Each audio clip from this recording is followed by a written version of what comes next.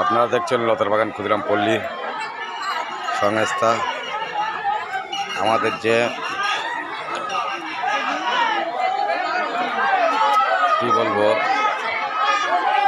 চড়ক উৎসব, এই চড়ক উৎসবের আয়োজন করা হয়েছিল।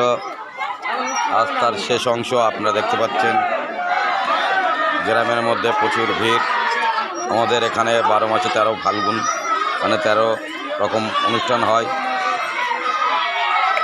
তাই আপনারা দেখুন প্রচুর ভিড়। আমি আরও লতারবাগান ক্ষুদিরাম পল্লী থেকে শ্যাম কুমার দাস বলছি।